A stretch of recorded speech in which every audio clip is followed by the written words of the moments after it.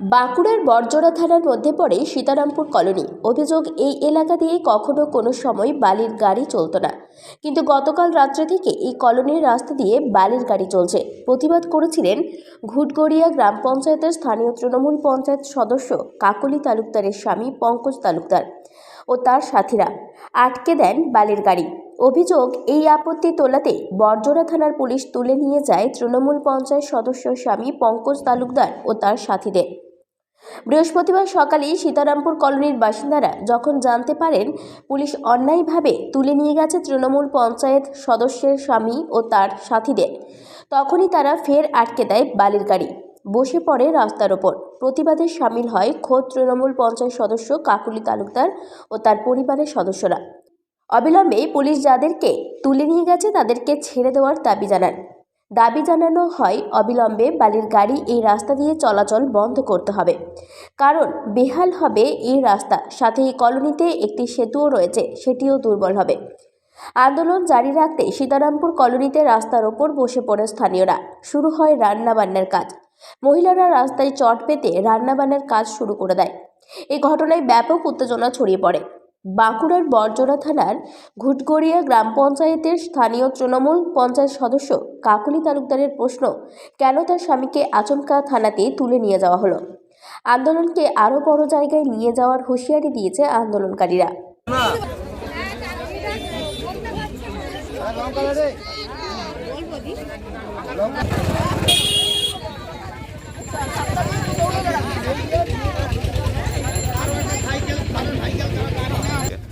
কালকে ঢোকার পরে আটকানো হয়েছে, তার জন্য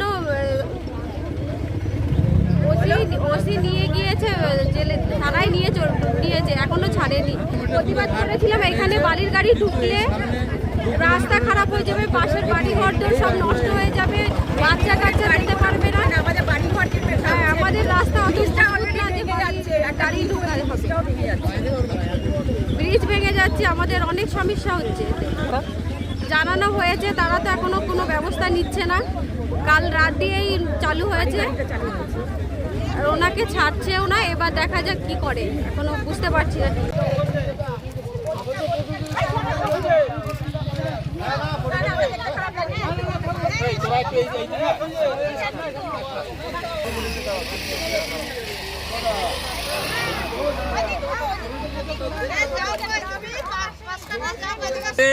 আমাদের বলা উদ্দেশ্য হচ্ছে, এই যে বিষয়টা হচ্ছে, আমরা গ্রাম থেকে সিদ্ধান্ত নিয়েছি কোনোদিন এইখান দিয়ে কোনো হেভি গাড়ি চলেনি, আজও আমরা চলতে দেবো না। যাতে যা টুকটাক চলেছিল তাতে বাড়ি ঘর ভাঙা ফাটা শুরু হয়ে গেছে, যার ফলে এই যে রাস্তাটা, এই রাস্তাটা সামান্য ঢালাই করা রাস্তা, নিচেটা মোরাম দেওয়া, এটার পর গাড়ি চললেই, হেভি গাড়ি চললে রাস্তা থাকবে না, সঙ্গে সঙ্গে বাড়ি ঘর সমস্ত ভেঙে যাবে। পাশাপাশি নদী যেহেতু সংলগ্ন, এইখান তো শুনতে পাচ্ছি এইখান থেকে বালি তুলবে, তাতে কিন্তু আমাদের গ্রাম থাকবে না, পাশাপাশি গ্রামও থাকবে না। বিশেষ করে নদীর এপারে যে গ্রামগুলো একটাও থাকবে না। আমাদের বক্তব্য, আমরা উদ্বাস্তুকরণীর লোক, আবার উদ্বাস্তু হয়ে যাব, এটা আমরা মেনে নিতে পারছি না। যার ফলে মহিলা পুরুষ আমরা প্রত্যেকেই একত্রিত হয়েছি, এখানে কোনো গাড়ি দেবো না। গত রাত্রেও কিছু লোক, কিছু গাড়ি ঢুকেছিল, যারা আমরা তখনই শুনতে পেয়েছি, সেই সমস্ত লোক গেছিল, তাতে পুলিশে 5-6 জনকে তুলে নিয়ে চলে গেছে।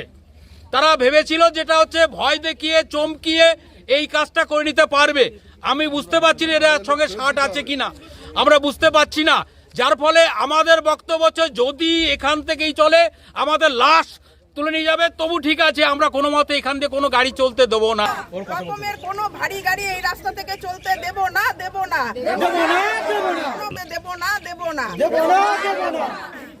যতক্ষণ সমাধান না হচ্ছে ততক্ষণ আমরা এখান থেকে সরবো না। আমরা আমাদের জায়গায় এইখানেই আমরা দাঁড়িয়ে থাকবো। আপনারা যতক্ষণ অবরোধ করে। বাঁকুড়ার বড়জোড়া থেকে কৌশিক বাসুর রিপোর্ট, 99 নিউজ বাংলা।